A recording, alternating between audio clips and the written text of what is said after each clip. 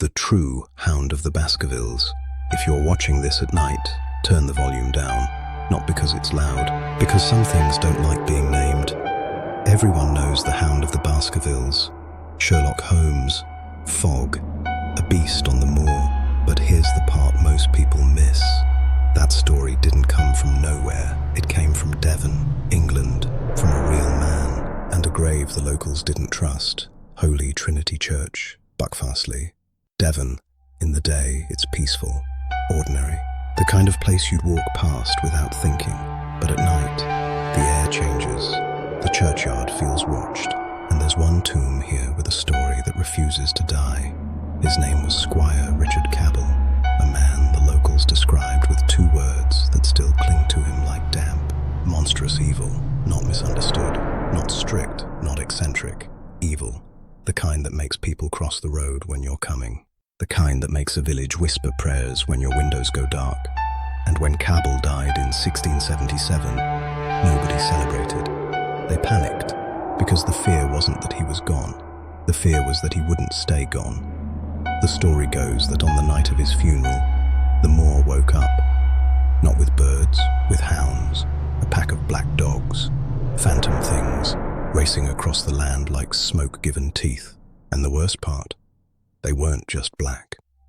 They were said to be glowing with fire, eyes like embers, breath like heat. And as the coffin was lowered, the howling started.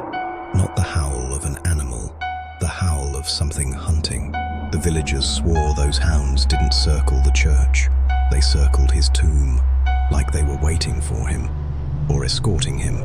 People think graves are meant to keep the dead in. Most graves are. This one had to be reinforced, because the village did something you don't do unless you're truly afraid.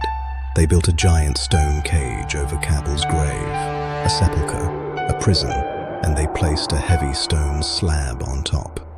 Not for decoration, not for respect, but as a warning to him, and maybe to whatever was still looking for him in the dark.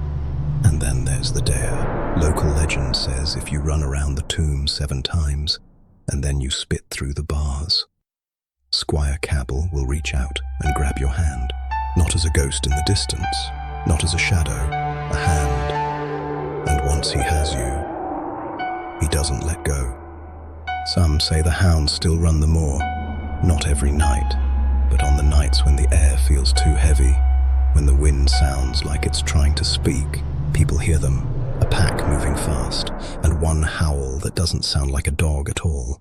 It sounds like a man. Here's what makes this different from a campfire story. The tomb is real. The cage is real. A whole village decided centuries ago that one dead man needed a prison. Ask yourself why. What did they see? What did they hear on that funeral night? And what would make you build stone and iron just to feel safe enough to sleep?